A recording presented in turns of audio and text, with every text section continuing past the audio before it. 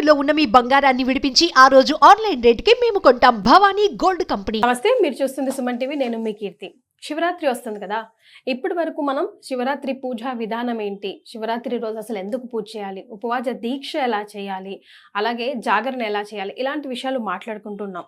అయితే అసలు శివ పూజ ఎందుకు చేయాలి, చేస్తే ఏ విధంగా చేయాలి, ఇంట్లో కూర్చున్న వాళ్ళైనా చాలా సులభంగా ఎక్కడున్నా మన ప్రపంచంలో శివ పూజ చేయాలి శివరాత్రి రోజు అంటే ఏ విధంగా చేయాలి, సవివరంగా మనకు వివరించడానికి నిర్మల గారు ఉన్నారు. నమస్తే అమ్మా. నమస్తే అమ్మ, ఇందాక నేను చెప్పినట్టుగా జాగరణ దీక్ష మాత్రమే అనుకుంటాం, but there is something else. ఆ పవర్ ని రిసీవ్ చేయడానికి మన శరీరాన్ని మనం ఎలా ప్రిపేర్ చేసుకోవాలని మీరు మాట్లాడుతూ ఉన్నారు. సో దాని గురించి చాలా వెయిట్ చేస్తున్నారు ప్రేక్షకులు తెలుసుకోవాలని. శివ పూజ విధానం అంటే ముందు ఘంటారావంతో దీపారాధనతో స్టార్ట్ చేస్తాం కదా, ఎందుకు అది అంత ఇంపార్టెంట్, దాని వల్ల ఏం జరుగుతుంది? పూజా విధానం అనే పుస్తకం చూసి అందరు చేస్తారు నాన్న. చేసినప్పుడు ఏం చేస్తారంటే ఆచరణ సమర్పయామి సమర్పయామి చేసేసి ఓన్లీ అష్టోత్తరం ఒకటే చదువుకుంటాం. నేను కూడా ప్రైమరీ స్టేజ్లో నేను అలాగే అనుకునేదాన్ని, ఎందుకు ఇవన్నీ అనవసరంగా ఉన్నాయని. కానీ విశ్వ నియమాల మీద రీసెర్చ్ చేసినప్పుడు ఒక్కొక్క దాని వెనుక ఉన్న అంతరార్థాలను కనుక్కున్నప్పుడు అందులో చాలా గొప్ప రహస్యాలు ఉన్నాయి. అవన్నీ కూడా ఒక పద్ధతిగా ఉన్నాయని తెలుసుకున్నాను.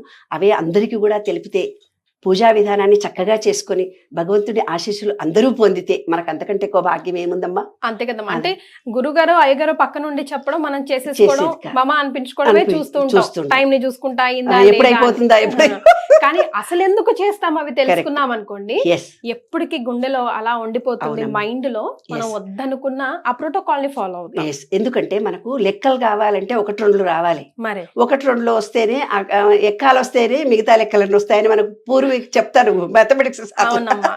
అట్లా ఒక పూజా విధానం వెనుక కొన్ని కండిషన్స్ ఉన్నాయి. ఏ పిచ్చి చాదస్తం ఏం చేస్తావు, చేసిన పూజలు చేసింది చాలని ఇప్పుడు జనరేషన్ వాళ్ళు అనుకుంటున్నారు.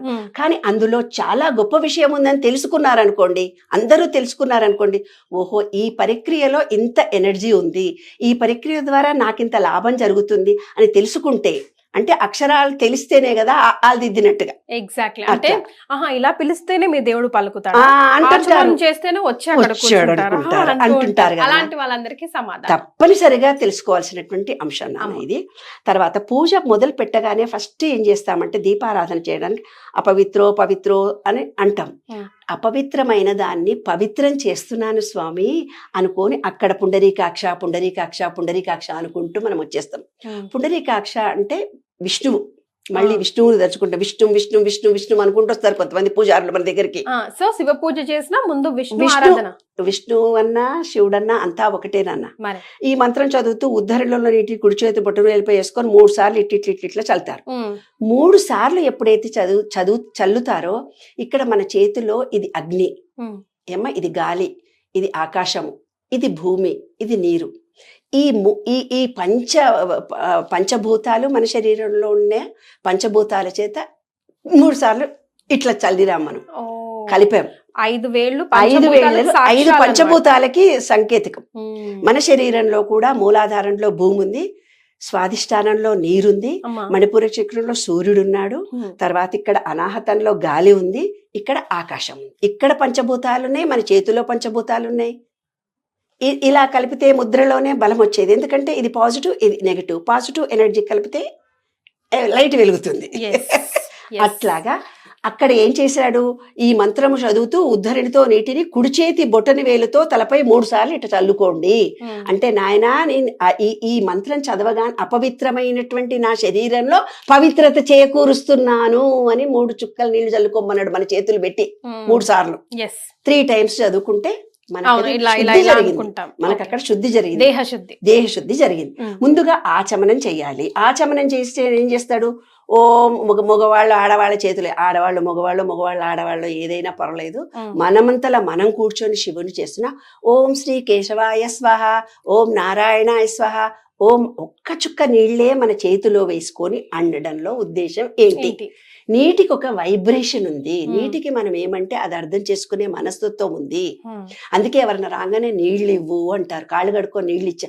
కొట్లాడడానికి మన ఇంటికి వచ్చిన ఆ గ్లాస్ నీళ్లు తాగి మంచిగా ప్రేమతో మాట్లాడిపోతారు. మన దగ్గరున్న గుళ్ళన్నీ కూడా నీళ్లు లేకుండా గుడి లేనే లేదు. 3% విశ్వంలో నీరుంది, మన శరీరంలో కూడా 70% నీరుంది. అవునా? భూమి కూడా 70% నీరు ఉంది. అవునమ్మా. విశ్వంలో కూడా నీరుంది. ఉమ్. నీటికి అంత పవర్ ఉంది. అందుకే అకాల మృత్యుహారణ ఒక్క చుక్క నీళ్లు మనం తీసుకోగానే అప్పుడు దాన్ని ఏమంటున్నామంటే ఓం శ్రీ కేశవాయ స్వాహ, నాయనా నారాయణాయ స్వాహ, మాధవాయ స్వాహ అనగానే ఆ నీటికి అంత పవర్ వస్తుంది. అప్పటిదాకా మనం ఎక్కడెక్కడో తిరిగి వచ్చేస్తాము. టెన్షన్తో స్నానం చేయాలి, పూజ చేసుకోవాలి అనే టెన్షన్తో మనం వచ్చేస్తాం. కానీ ఆ 3 చుక్కలు తీసుకోగానే మనలో మంచి ఎనర్జీ లెవెల్స్, గ్యాసెస్ పైకి వస్తుంటాయి. తిండి కూడా తిని ఉండం కదా, కాస్త మనకు ఆ నీళ్లతో మంచిగా శరీరానికి ఒక ఎనర్జీ వస్తుంది. ఓకే. కేశవాయ స్వాహ, నారాయణ స్వాహ, మాధవాయ స్వాహ అని ఆ 3 చుక్కల నీళ్లు తాగినప్పుడు ఆ భగవంతుడి నామంతో ఆ నీళ్ల ఎనర్జీ మన బాడీకి స్ట్రెంత్ ఇస్తుంది ఫస్ట్.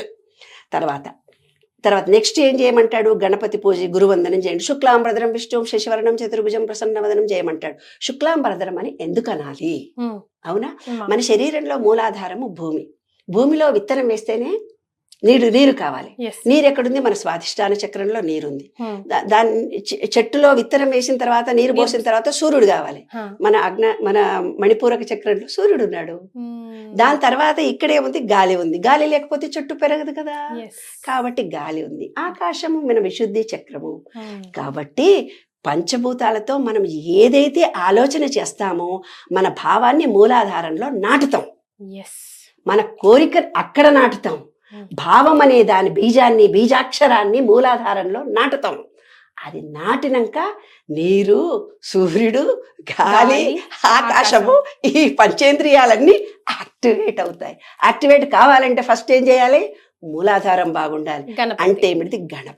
గణపతిని మట్టితో చేసి బాబు మట్టిలో చేతులు పెట్టండి రా. ఇప్పుడు బొక్కలు అరిగిపోవడానికి కారణము, జుట్టు ఊడిపోవడానికి, పైల్స్ ప్రాబ్లం రావడానికి, ఈ గోళ్ళు పెరగకుండా రోగాలు రావడానికి, భూతత్వం నుంచి మన శరీరము విడిగా బతుకుతున్నాము ఈ పంచభూతాల నుంచి. అందుకే వినాయకుడిని చేసి గడ్డిలో నడవండ్రా అంటే అది కూడా మనము రెడీమేడ్గా కొనుక్కొచ్చేస్తున్నాము. ఆ వినాయకుడిని మట్టితో రోజు కాళ్ళని మట్టిలో పెడితే మనకు చాలా మంచిది. అందుకనే వాళ్ళు ఇక్కడ మన పూజా విధానంలో ఫస్ట్ చెప్పింది భూమిని తలుచుకోమని. శుక్లాంబరధరం విష్ణుం శశివర్ణం చతుర్భుజం ప్రసన్నవదనం ధ్యాయే సర్వ విఘ్నోపశాంతయే అనాలి తప్పనిసరిగా. అంటే మన మూలాధారాన్ని మనం తలుచుకొని భూమి చాలా బాగుంది, నేను వేసే విత్తనం అంటే నువ్వు చేసే పూజ అంతా సక్సెస్ఫుల్గా అవుతుంది నాయన, నేను ప్రేమతో ఇక్కడ కూర్చున్నానని అనుకోవడం అనమాట. అది విత్తనం నాటుతున్నాను అనడం అనమాట. అంత అర్థం. తర్వాత భూత శుద్ధి చేస్తారు. అప్పుడు ఏం చేసి మన శరీరం క్లీన్ అయిపోయింది. ఇక్కడ పూజా విధానంలో మిగతావంటే ఆగమార్థంతు దేవానాం గమనార్థంతు రాక్షసాం కురుగంటారవంత దేవతాహ్వానాల గంట మోగించమ్మా అంటారు. ఎక్కడైనా బాహ్య శబ్దంలో అపవిత్రత ఉంటే గంట అనేది ఓంకార నాదం చేసే గంట. అది ఆ గంట ఎప్పుడైతే మోగుతుందో అక్కడంతా పాజిటివ్ ఎనర్జీ వస్తుంది. ఇంట్లో హారతి ఇచ్చి గంట మోగించిన ఇంట్లో నెగిటివ్ ఎనర్జీ రాదు. పొద్దున సాయంత్రం పూజా విధానంలో హారతిలో గంట మోగించడానికి అంత అర్థం ఉంది.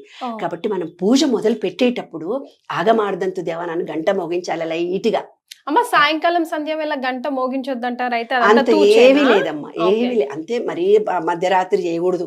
9-10 కొంచెం లోపల మధ్యరాత్రులు గంటలు మోగిస్తే 5:30 to 6 అంతే నాన్న. సంధ్యా సమయంలో 9 లోపల ఎప్పుడైనా గంట మోగించవచ్చు, తప్పేం కాదు. తర్వాత ఆచమనం చేయమంటాడు. ఆచమనం చేయమని ఏమన్నాడు? ఓం శ్రీ కేశవాయ స్వ, నారాయణ స్వ, మాధవాయ స్వ ఇందాక చెప్పుకున్నాం కదా. ఇప్పుడు మగవాళ్ళు చేస్తే తర్వాత ఆడవాళ్ళు చేస్తే ఒకటి ఈ పుస్తకంలో ఇచ్చాడు. ఎవరేమైనా పర్వాలేదు. ఆచనం ఒక్కొక్క చుక్క నీళ్ళని తీసుకొని మనం అన్నప్పుడు మన శరీరము యాక్టివేట్ అవుతుంది ఈ మంత్రాల చేత. తర్వాత శివుడి నామాలన్నింటినీ చెప్తున్నాము. ఓం మహేశ్వరాయ నమః. శివనామాలు ప్రతిదీ మనం చదివినప్పుడు, ఈ 24 నామాలు చదివినప్పుడు అప్పుడు భక్తి పారవశ్యంతో ఆ బయట ఉన్న పంచభూతాలు, మన శరీరంలో పంచభూతాలు ఒక్కొక్క నామానికి యాక్టివేట్ అవుతాయి. అమ్మ శివ పూజకి మనం కలశం పెట్టాం కదా. కలశం పెట్టం. ఓ ఏంటి శివుడి శివలింగానికి పూజ చేస్తాం అంతే. లింగ పూజనే. విగ్రహం ఇప్పుడు ఫోటోలు మన కోసం ఇచ్చారు వాళ్ళు పెద్దవాళ్ళు. ఏంటంటే ఒక రూపం కనిపించాలి. ఇప్పుడు టెక్నాలజీ మన చదువులో కూడా మారిపోయింది. మా అప్పుడు వేరిపోయింది, ఇప్పుడు మారిపోయింది. ఇప్పుడు బీ ప్రాక్టికల్. మీరు నీళ్లు ఏం చేస్తున్నారో పిల్లలకంతా ప్రాక్టికల్ గా చేసి చూపించండి, వాళ్ళకి ఈజీగా వస్తుంది అని చెప్పారు కదా. మనలాంటి వాళ్ళం ఇలా రాను జనరేషన్ మారుతుందని దేవుడి రూపాలను, విగ్రహాల పటాలను మనకిచ్చారు. రూపాలను తయారు చేసి మనకు ఒక రూపం మీద మనసు పెడితే మనసు డైవర్ట్ కాదని. కానీ శివలింగానికి పూజ చేస్తాం మనం. తర్వాత ఉత్తిష్టంతు భూత పిశాచ ఏతేషాం అవిరోధేన బ్రహ్మకర్మ సమారభే అంటాం. ఉమ్. అంటే ఏంది, కొన్ని అక్షింతలు తీసుకొని ఎడమ ఇట్లా వేసుకోమ్మా అంటాడు. అవునమ్మా. ఆ అక్షింతలు తీసుకొని భూత పిశాచాలు అంటే భూతము పిశాచములు కావు నాన్న. అమ్మా. మన మనసు అనేది డింగ్ డింగ్ అని పారిపోతుంటుంది. ఇక్కడ కూర్చొని అక్కడ ఎవరు వచ్చారో ఏమో, పొయ్యి మీద పాలు పెట్టానో లేదో, అన్నం తిన్నారో లేదో పిల్లలు, ఎవరు వచ్చిపోతున్నారో ఏమో, ఇలా టెన్షన్స్ పడుతూ మన మనసు పరిపరి విధాల పోకుండా స్థిరంగా ఉండడానికి ఉత్తిష్టంతు, నేను ఇక్కడ కూర్చుంటున్నా ఎట్టి పరిస్థితుల్లో కూడా నా మనసుకు ఏ డిస్టర్బెన్స్ కలగొద్దు అని చెప్పే మంత్రం ఇది. భూతము పిశాచము అవి కాదు. అంటే అన్ని దిక్కుల నుంచి ఉన్నటువంటి దేవతల్లారా, నేను ఇక్కడ ఏకాగ్రతతో శివుడిది పూజ చేస్తున్నాను, ఈ కాసేపైనా ఆ భగవంతుడి మీద నా మనసుని కేంద్రీకరిస్తున్నానని చెప్పడం అనమాట. అంతకంటే ఎక్కువ ఇంకేం లేదు. తర్వాత ప్రాణాయామం చేసి ముక్కు పట్టుకోమ్మా, ఎడమ ముక్కు పట్టుకో, అక్కడ ముక్కు పట్టుకో, ఇక్కడ ముక్కు పట్టుకో. ఏంటి, ఎప్పుడైనా ఇది ఇలా నాడి, ఇది పింగళ నాడి. ఇలా నాడిలో నుంచి ముక్కులో బ్రీతింగ్ జరిగినప్పుడు మనకేమవుతుందంటే ఒకే ముక్కులో నుంచి బ్రీతింగ్ జరుగుతూ పోతుంది. పూజ చేసేటప్పుడు స్థిరంగా ఉండాలంటే ఇవి రెండు ముక్కులు ఈక్వల్ చేస్తే యోగాలో ఒక ప్రక్రియ. అవునమ్మా. అందుకని ఎడమ ముక్కు నుంచి గాలి వదలమంటాడు ముక్కు పట్టుకొని.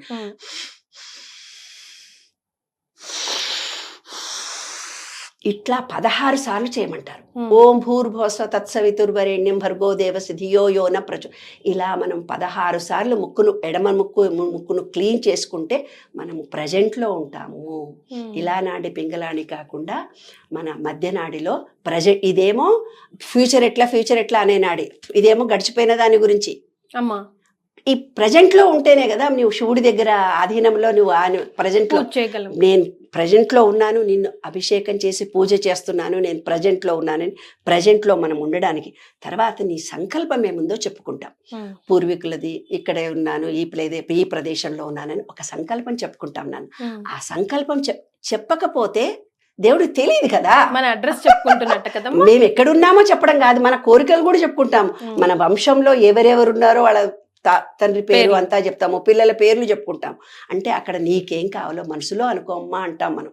పైకి చెప్పకపోయినా మనసులో మీ కోరిక చెప్పుకోండి. ఎందుకంటే ఆ క్షణంలో ఆ తిథి నక్షత్రాన్ని వారాన్ని ఘడియల్ని చెప్పుకున్నప్పుడు ఆ క్షణంలో మనం ఉన్నట్టుగా ప్రజెంట్ చెప్పిన తర్వాత మన కోరిక కూడా మనం చెప్పుకుంటాం. కలశారాధన చెయ్యమ్మా అని అప్పుడు ఒక కలశం అంటే ఏంటంటే చెప్పు చెంబు పెట్టి అది పెట్టడం కాదు. కలశం అని చిన్న నీళ్లు తీసుకుంటాము, ఒక చిన్న చెంచా వేస్తాం. అప్పుడు ఏం చెప్తారు, కలశస్య ముఖే విష్ణు చంద్రు అనైనా ఈ చెయ్యి గాని ఒక పువ్వు గాని ఆకు గాని లోపల వేసి కలపమంటాడు.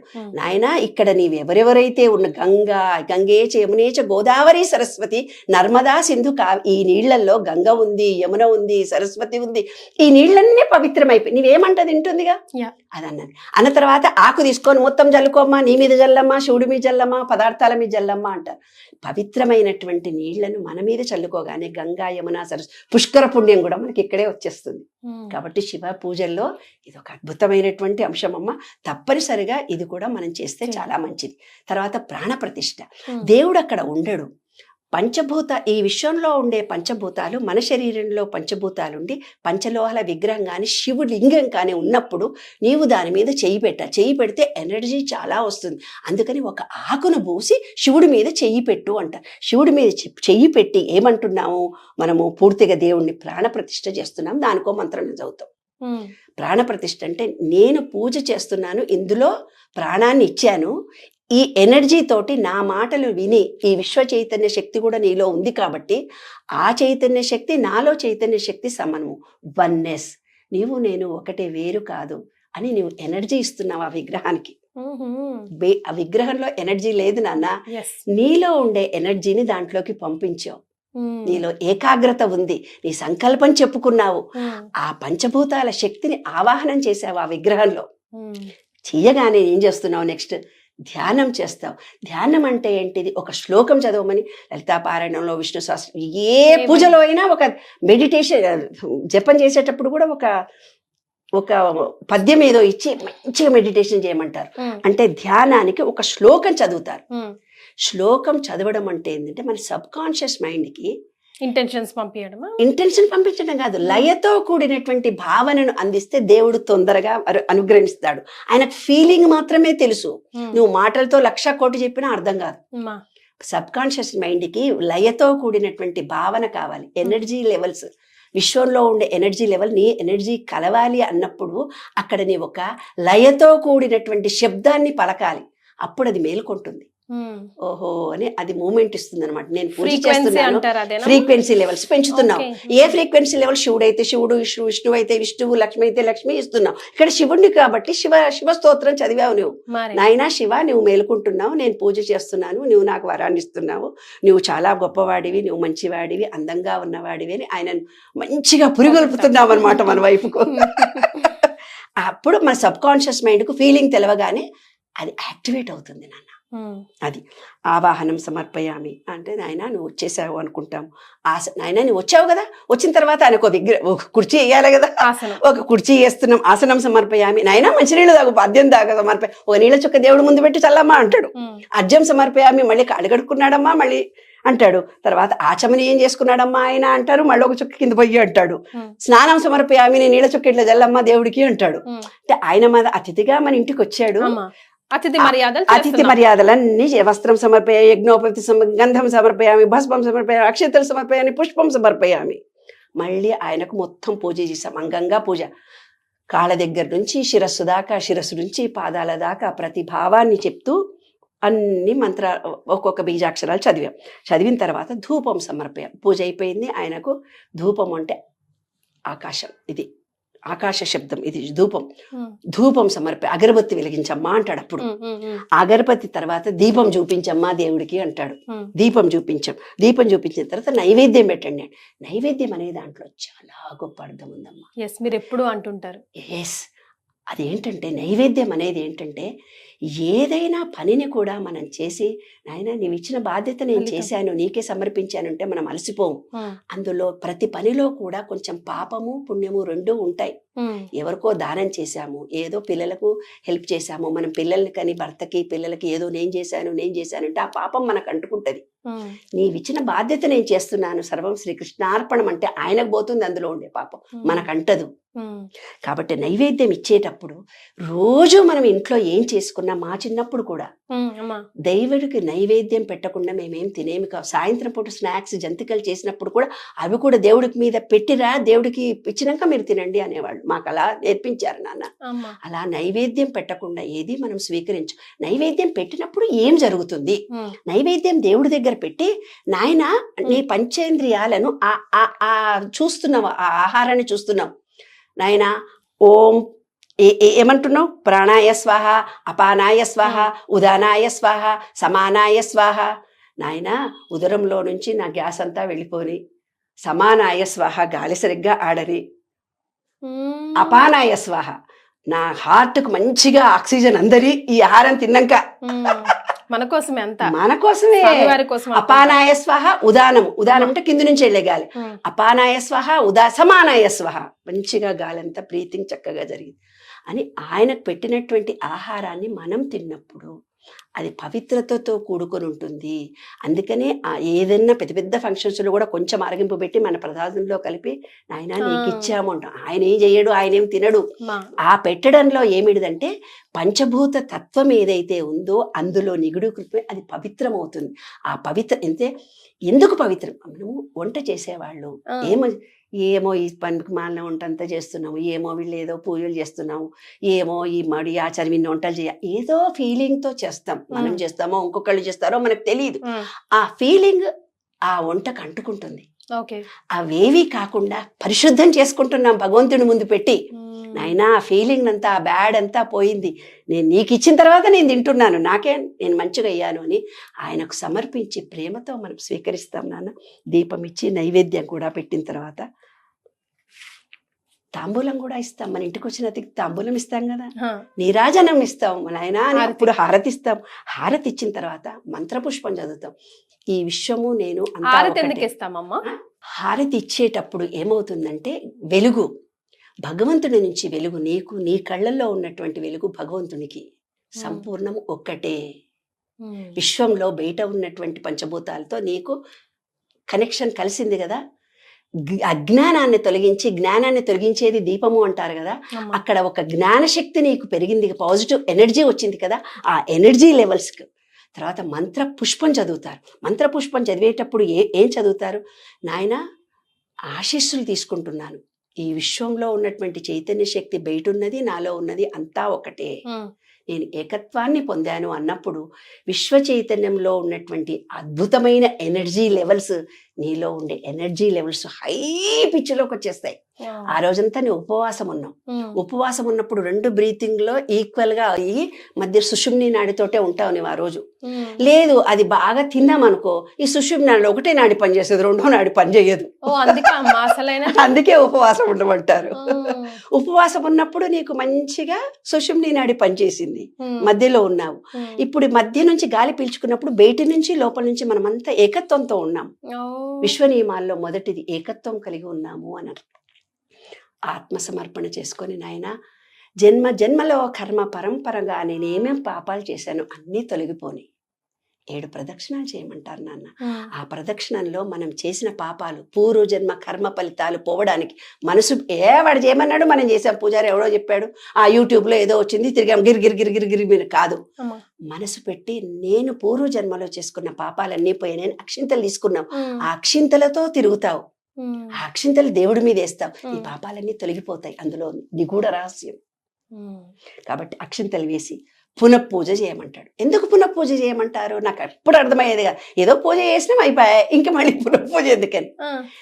నీ శరీరంలో ఉండే ఎనర్జీని ఆ విగ్రహానికి ఇచ్చావు కదా, నీ ఎనర్జీ లెవెల్స్ అక్కడ ఉన్నాయి కదా, మరి ఆయన పూజ స్వీకరించాడు కదా, అది మళ్ళీ నీళ్ళు స్వీకరించాలి కదా, మళ్ళీ నీవు చేయబెట్టి ఇట్టిట్ట కదపాలి. పునఃపూజ వరలక్ష్మి పూజ చేసిన సత్యనారాయణ వ్రతం చేసిన మీరు కొంచెం ఇట్లా కదపండి అమ్మా అంటారు. అంతరార్థం ఏంటంటే నీలో ఉండే ఎనర్జీని అక్కడికి ఇచ్చావు, ఈ విశ్వ చైతన్యమైన ఎనర్జీ మొత్తం దానికి వచ్చింది, అది నువ్వు చెప్పిన మాటలన్నీ విని ఆ ఎనర్జీ లెవెల్స్ నువ్వు మళ్ళీ స్వీకరించాలి కదా. పునఃపూజ చేయమని మళ్ళీ కొంచెం కదపమ్మా అని మన చేతులను స్వామి చేతి మీద పెడతాం. అప్పుడు మన ఎనర్జీ మనకు పాటు మనం చేసిన పూజలో చెప్పినటువంటి భావాలు ఆ ఎనర్జీ అంతా మనకు వస్తుంది. అది చాలా గొప్ప పునఃపూజ. కాబట్టి తర్వాత క్షమాపణ చెప్పుకుంటాం. అయినా మనసు ఎక్కడ పోయిందో, నువ్వు వచ్చావు మా ఇంటికి బానే ఉంది, తప్పు క్షమించు. మనసు కానీ శబ్దం కానీ శారీరకంగా కానీ మానసికంగా కానీ నేనేమన్నా పొరపాటు, ఈ పూజా విధానం కరెక్ట్గానే చెయ్యాలి, ఏమో చేస్తూ చేస్తూ ఏదన్నా మర్చిపోయానేమో, ఏదో చేస్తూ చేస్తూ తప్పు పలికానేమో, ఏదో చేస్తూ చేస్తూ నీకు చేయవలసిన మర్యాదలు ఏమన్నా చేయలేదేమో, sorry, thank you very much, మా ఇంటికి వచ్చావు, నన్ను ఆశీర్వదించావు, ఇంత ఎనర్జీ నాకు ఇచ్చావు, నీకు క్షమాపణ కొడాలి నాన్న. తర్వాత భగవంతుని దగ్గర ఇంత పూజ ఇన్ని మంత్రాలు చదివిన తర్వాత ఆ పాజిటివ్ ఎనర్జీ వచ్చింది కదా, ఆ తీర్థాన్ని తీసుకొని స్వామికి నమస్కారం చేసినప్పుడు ఆ నీళ్లకు నువ్వు చేసినటువంటి పూజ చెప్పినటువంటి కోరికలు నీరు ఏమనుకుంటా జరుగుతుంది. కాబట్టి ఆ తీర్థం నువ్వు తీసుకోగానే అంత ఎనర్జీ ఆ వాటర్ స్వీకరించింది. ఇందాక ఆ వాటర్ని నువ్వు తాగగానే అయిపోయింది. తర్వాత భూదేవికి నమస్కారం చేసి పళ్ళెం కింద పెట్టి థ్యాంక్ యూ చెప్పుకొని బయటకు వచ్చేస్తాం. ఇలా పద్ధతిగా చేయాలి. ప్రతి పద్ధతి వెనక ఒక చాలా గొప్ప అర్థాలు ఉన్నాయి. అర్థం తెలుసుకుంటే మనం పూజ అలాగే చేస్తాం, లేకపోతే మనం తప్పుదారిలో చేస్తాం. కాబట్టి పూజా విధానంలో అంతరార్థాలు వేరే ఉన్నాయి. ఇవన్నీ ప్రతి ఒక్కళ్ళు తెలుసుకొని శివరాత్రి నాడు ఓపికతో, ప్రేమతో, డెడికేషన్తో నాయన నీవే సర్వం ఉన్నావు. ఈ రోజు ఎంతో మన బర్త్డే జరిగితే ఎంత గొప్పగా చేసుకుంటాం, ఆ రోజు నా పుట్టినరోజు అని. అలాగే మరి ఆయన విశ్వ చైతన్య శక్తి మొదటి రోజు వచ్చిన రోజు కాబట్టి శివుడికి ప్రేమతో జలంతో అభిషేకాలు చేసుకోండి, పూజలు చేసుకోండి. ఈ పద్ధతి ప్రకారం ఏదుందో యూట్యూబ్లో పెట్టుకోండి. పూజారులు చెప్పినప్పుడు కూడా మీకు అందులో అంతరార్థం తెలియాలి కదమ్మా. ఆయన చెప్పింది చేసుకుంటూ యాదృచ్ఛికంగా పోతున్నారు కానీ యాంత్రికంగా కాదు. మనసా వాచా కర్మాణ పూజ చేయాలి. మనసా వాచా కర్మాణ చేసినట్టు త్రికరణ శుద్ధిగా చేస్తే సక్సెస్ఫుల్గా శివానుగ్రహం పొందుతామమ్మా. ఈ యూట్యూబ్ ఛానల్ చూసిన ప్రతి ఒక్కళ్ళు అర్థం చేసుకొని ఈ పద్ధతి ప్రకారం పూజ చెయ్యండి. అనుగ్రహాన్ని పొందండి. అదే మేము కోరుకుంటున్నానమ్మా. నిజంగా చాలా సంతోషం అమ్మ. మీరు అన్నట్టుగా పూజ అయితే చేస్తూ ఉంటాం. ముఖ్యంగా పిల్లలు కూడా బాగా ప్రశ్నలు వేస్తూ ఉంటారు. ఇప్పుడు నా Yes. కొడుకే ఉన్నాడు. ఇది ఎందుకు చేయాలి, అది ఎందుకు చేయాలి, అక్షంతలు ఎందుకు వేయాలి, ప్రదక్షిణలు ఎందుకు చేయాలి, ఇట్లానే చేయాలా అని 100 క్వశ్చన్లు. Yes. మేమంటే అలా పెద్దలు చెప్పింది ఫాలో అవుతూ వెళ్ళాం, కానీ ఒక్కొక్కటి క్లీన్ అండ్ క్రిస్టల్గా క్రిస్పీగా ఎక్స్ప్లెయిన్ చేశారు చూసారా. ప్రతి ఒక్కరు కూడా శివరాత్రి ముందు రోజు ఈ వీడియోని సేవ్ చేసుకొని ముఖ్యంగా పిల్లలకి చూపించండి. మన సనాతన ధర్మం ముందుకు వెళ్ళాలి అంటే నెక్స్ట్ జనరేషన్ వాళ్ళకి చాలా ఇంపార్టెంట్. ఇలాంటి చిన్న చిన్న విషయాలు కూడా అవునమ్మా, అవునమ్మా. తెలవడం, అది అవునమ్మా. మీరు చెప్పడం నిజంగా చాలా సంతోషంగా ఉందమ్మా. Thank you so much. Thanks అమ్మా.